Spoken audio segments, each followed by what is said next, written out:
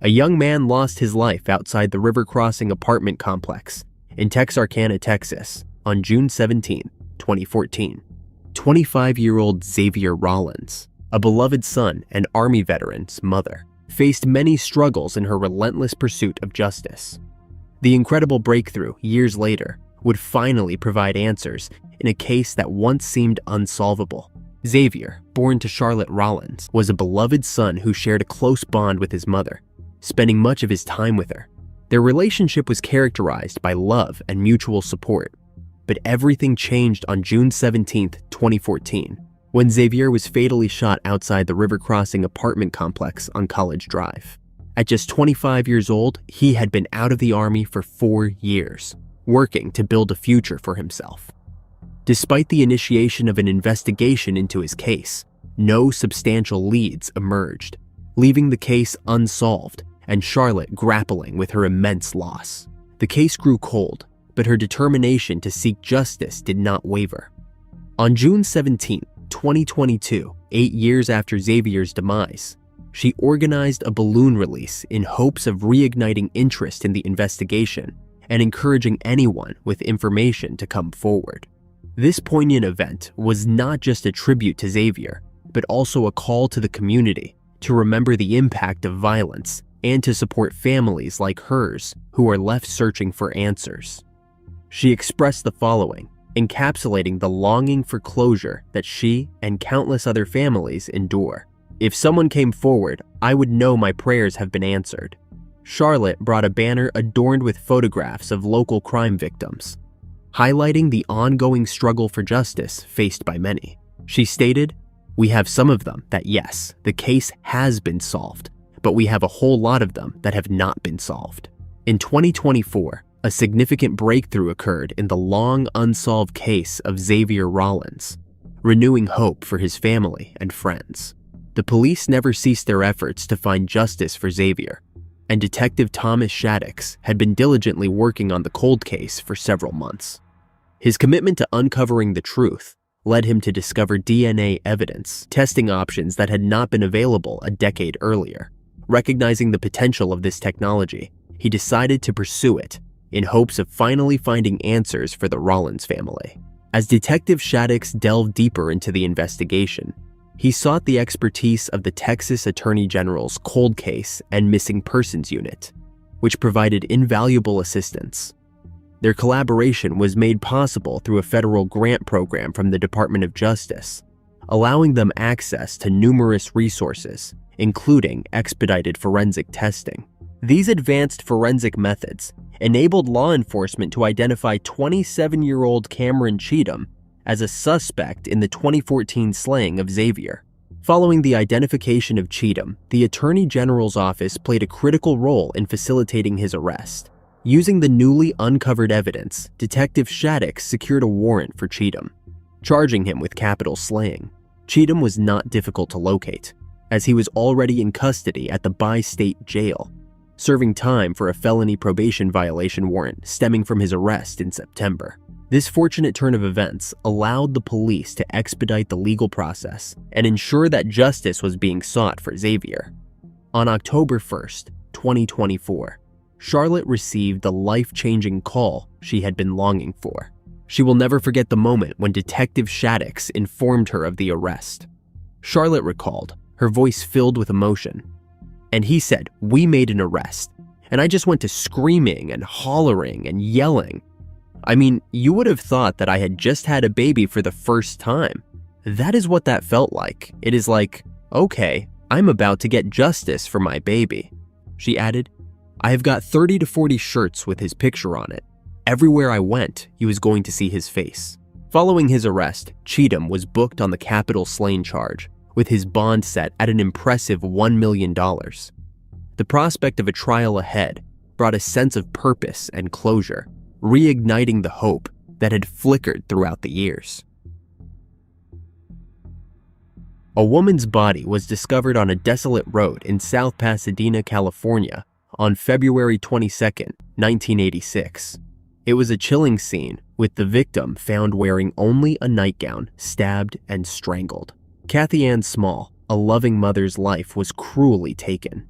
It was a relentless pursuit of justice that stretched across 30 years, but the shocking revelation that finally surfaced linked her case to one of California's most infamous serial offenders. Cathy Ann Small, born in 1967, was known for her loving and caring nature, especially toward her family. By the time Cathy turned 19, she was already a mother of 2 young children, fully embracing the responsibilities of motherhood, while also being a protective big sister and devoted daughter. On the morning of February 22, 1986, a woman's body was discovered on a road in South Pasadena. She was wearing only a nightgown, and it was clear that she had suffered a brutal attack. The authorities noted that she had been both stabbed and strangled, with no identification found at the scene. Her lifeless body offered little information, and for days, the mystery of her identity lingered, until a breakthrough came from a man in Lake Elsinore who had seen a newspaper story about the slaying. He contacted the authorities, believing the victim might be his roommate, Cathy Ann Small. This crucial lead quickly shifted the focus of the investigation. The man was able to positively identify Cathy as the woman found in South Pasadena. According to the man, Cathy had been living with him in Lake Elsinore for a few months and had been working as a prostitute in the area. His revelation painted a different picture of Cathy's recent life, one that was unknown to her family and friends. He shared with the detectives that Cathy had left his house the night before her body was discovered, wearing the same nightgown in which she was found. It was a chilling detail that would later tie directly into the events leading up to her tragic end. The man further explained that Cathy had told him she was meeting someone named Bill that night. She mentioned that Bill had given her $50 to drive with him to Los Angeles, a piece of information that provided investigators with a potential lead on who might have been involved in her slaying. With Cathy's identity confirmed and new details about her final hours emerging, detectives turned their attention to uncovering the truth about what happened the night she met Bill. Over the years, detectives diligently followed several leads in Cathy's case, but none brought them closer to a resolution.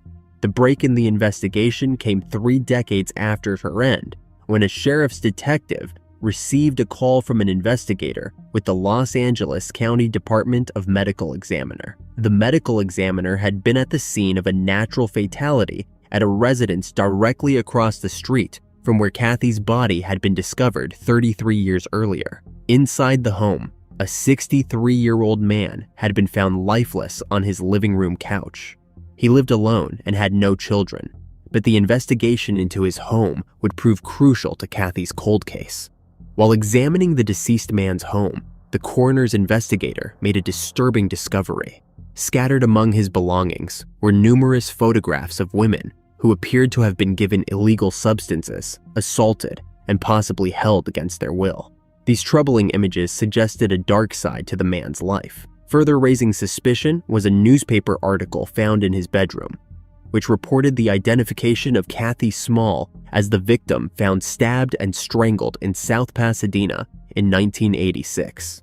The eerie coincidence of the article and the photos prompted investigators to revisit Cathy's unsolved case. With this significant link, the detectives sought a search warrant for the home, hoping to uncover evidence that could connect the deceased man to Cathy's demise.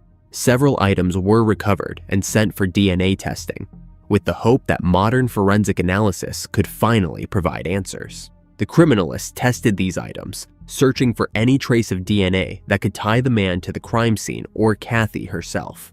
However, the investigation took an unexpected turn. DNA tests revealed that the decedent's DNA did not match the DNA found on Cathy. Despite the disturbing items in his possession and the proximity of his home to the crime scene, the man was ultimately not linked to her slaying. His DNA did not correspond with any known criminal cases, leaving detectives with a setback. Yet, the investigation was far from over. With the case reopened, detectives decided to retrieve all the original evidence that had been held since 1986. The materials were transported to the sheriff's crime lab in Los Angeles for comprehensive DNA analysis, using advanced technology unavailable years before. This new analysis of the old evidence ultimately unlocked the mystery that had haunted Cathy's case for over 3 decades. providing long-awaited answers to the questions. On August 19, 2020, slaying detectives received a pivotal notification from a criminalist that significantly advanced the investigation. DNA tests conducted on the assault kit and the victim's clothing revealed the presence of DNA from 2 male donors. One of the individuals was identified as William Lester Suff, a convicted serial offender with a notorious reputation. Known as the Riverside prostitute perpetrator, or the Lake Elsinore perpetrator, Suff had been responsible for a string of brutal slayings in Southern California. Suff's criminal history was extensive and horrifying. In January 1992, he was arrested during a routine traffic stop, which eventually led to his conviction for the end of 12 women in Riverside County between 1989 and 1991. His violent spree earned him an end-of-life sentence, and he had been on capital punishment for those cases. But Suff's criminal history stretched back even further. He had been convicted in 1974 for taking the life of his own 2-month-old daughter in Texas. For that crime, Suff was sentenced to 70 years in prison, but he was paroled in 1984 and moved to California, where his slaying spree resumed. After the DNA match in Cathy Small's case, detectives knew they were on the verge of a breakthrough. In May 2022, Suff was transported from San Quentin Prison to the Los Angeles County Sheriff's Department Men's Central Jail for questioning. Over the course of 2 days, the detectives interviewed him about Cathy. During these interviews, Suff confessed to ending her life and provided disturbing details about her final moments. His confession also included admissions to some of his previous slayings in Riverside County, further solidifying his brutal legacy. William Lester Suff remains on Execution Row at San Quentin State Prison, where he is awaiting execution for his convictions. A press conference was held in August 2024. Lieutenant Thomas read a statement from Cathy's younger sister, Deanna Larson, who lives out of state. Deanna was 10 at the time her sister lost her life, but said that she sensed her sister was trying to get her life on track. She said in her statement, "Before she could take another step forward, her life was ended. The man who ended my sister also destroyed me, my family, and the family of others." I do not know why Cathy decided to go with Bill Suff on the night of her slaying. I have spent almost my entire life trying to figure out who took the life of my sweet sister. I think of her every day. A young mother was brutally slain in her Sacramento, California apartment on August 28, 1980. A horrifying crime scene marked by 13 stab wounds and a terrified 1-year-old crawling through the aftermath became one of the city's most enduring unsolved cases for over 4 decades. The investigators faced many challenges in identifying Helen Terry's perpetrator until they finally made an arrest decades later. Helen Terry was a 27-year-old mother living in the Orangewood West Apartments on Wyndham Drive in Sacramento. Known for her devotion to her family, Helen was a loving and hardworking mother who was determined to provide the best life possible for her 1-year-old son. At the heart of Helen's life at the time was an ongoing paternity suit involving Robert Terry, believed to be the biological father of her son. Helen was seeking child support from Robert, hoping to secure financial stability for her child's future. On August 28, 1980, a neighbor witnessed a disturbing scene unfold outside Helen's apartment. The neighbor saw a man pounding aggressively on her door, followed by the unmistakable sounds of chaos from within the apartment. Shuffling noises and blood-curdling screams echoed through the walls.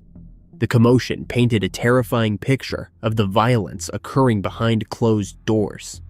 Fearing for her own safety, the neighbor hesitated to intervene and was unable to call the police, as she did not have a phone of her own. Shortly after, another resident in the complex complained of water leaking from the ceiling into their unit.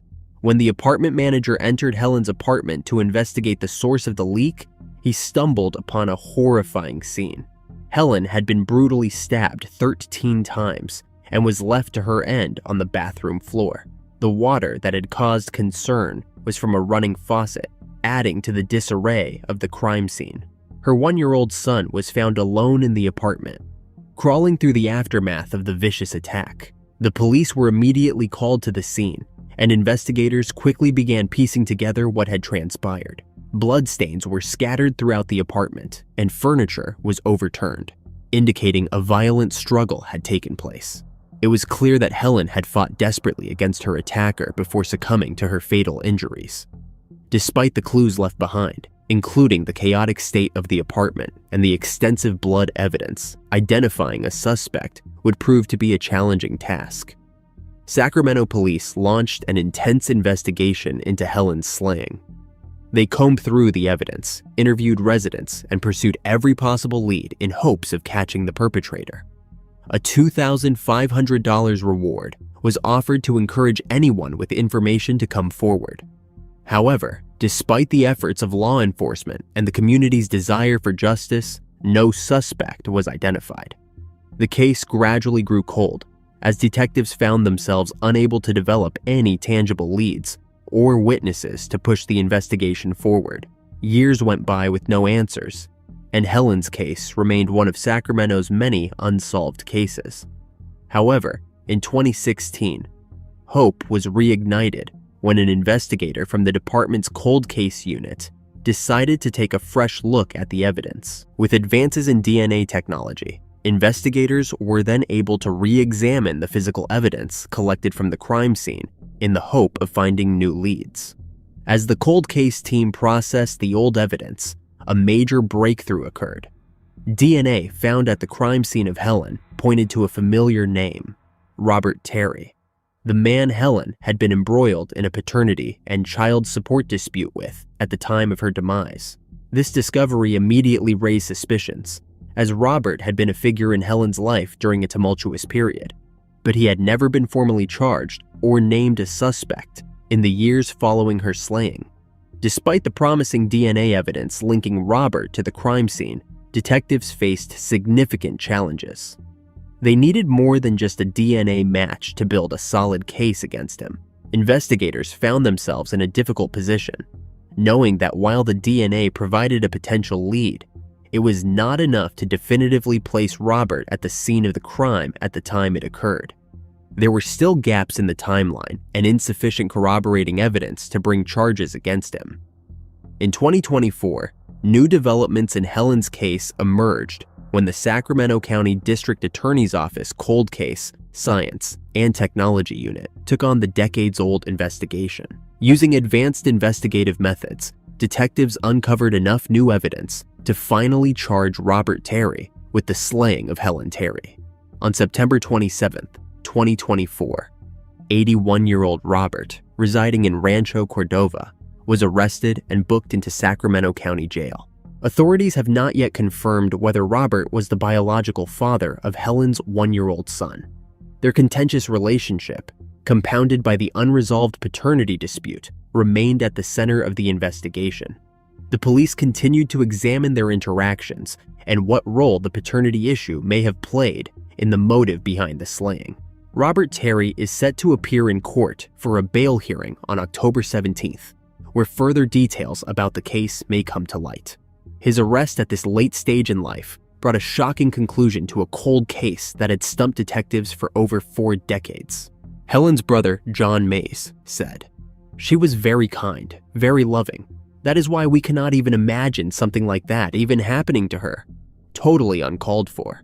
We have been wondering since day one, and this is the first little bit of hope that we have had since then, and we are going to take it to the max. We had suspicions, but cannot really do anything about suspicions. When it did come down to us, it was like a big relief, like something we have known all along, but could never prove it." A young father was tragically shot on a quiet afternoon in Wilmington, Delaware. The events of November 25, 2019, left a community searching for justice, as Rajion Dinkins became the victim of a senseless act of violence. The investigators faced challenges and the case went cold, but then long-awaited developments finally emerged and offered a glimmer of hope to a family devastated by loss. Rajion Dinkins, affectionately known as Ray, was born on June 13, 2000 in Newark, Delaware, to his mother, Tamika Dinkins. From a young age, Rajion displayed an active and curious nature, enjoying activities like running, bike riding, and showing a keen interest in science. He attended Concord High School, where his energy and curiosity were nurtured, helping to shape his vibrant personality and strong sense of community. In 2016, Rajion met Amoni Hall, who would later become the mother of his only son, Cathy Dinkins. Their bond grew as they shared the responsibilities of parenthood, and Rajion was a devoted father to Cathy. Rajion was involved in his community from an early age. He sang in the Police Athletic League's youth choir and served as a youth counselor at the Kids for Christ summer camp, where his enthusiasm and caring spirit touched the lives of many young people. On November 25, 2019, officers were dispatched to the 2300 block of Washington Street in response to a 911 call. The call had been made shortly before 4 p.m., and upon arriving at the scene, they discovered Rajion Dinkins and another 20-year-old man suffering from injuries. Both men were quickly transported to a nearby hospital for treatment. Tragically, Rajion succumbed to his injuries and was pronounced deceased at the hospital, while the 20-year-old, whose identity was not released by authorities, was listed in stable condition. Despite the immediate response from law enforcement, there was little information available at the time regarding the events leading up to the shooting. The absence of key details left investigators struggling to piece together what had happened. As the hours turned into days, the case seemed to grow colder, and without any solid leads or witnesses coming forward, progress was slow. As time passed, the case gradually faded from public attention, joining the unfortunate ranks of cold cases that haunted the community. The investigation remained open, but the trail had gone cold, leaving lingering questions about who was responsible for the tragic loss of Rajion. In 2024, years after the case had gone cold, the investigation into Rajion's slaying was reassigned to the Wilmington Police Department's Cold Case Unit. With renewed focus and determination, detectives began to re-examine evidence, re-interview witnesses, and follow up on any new leads. Eventually, their efforts paid off when they identified two suspects, 21-year-old Akeem Henry and 19-year-old Ramir Black. On September 23, 2024, a Newcastle County grand jury indicted both men in connection with Rajion's slaying. Following the indictment, Henry and Black were swiftly arrested in the days that followed. Authorities remained tight-lipped about what specific evidence had led them to identify Henry and Black as suspects in the long unsolved case. However, their arrests marked a significant breakthrough, bringing new hope to Rajion's family, who had been waiting for justice for nearly 5 years. Both Henry and Black were charged with multiple serious offenses, including first-degree slaying, first-degree attempted slaying, and 3 counts of possession of a firearm during the commission of a felony. In addition, they faced charges of first-degree reckless endangering, conspiracy, second-degree conspiracy, and illegal gang participation. Akeem Henry, in particular, faced an additional charge of possession of a firearm by a person prohibited, which further complicated his legal situation. Following their arrests, both Henry and Black were committed to the Howard R. Young Correctional Institution. Their bail was set at over $1.75 million each, reflecting the severity of the charges they were facing. The case, once cold and stagnant, then moved forward, with the hope that the legal proceedings would provide some resolution to a family that had endured years of grief and uncertainty. This resolution not only addresses a tragic loss, but also emphasizes the critical role of dedicated law enforcement and community support in overcoming the challenges of cold cases and pursuing justice.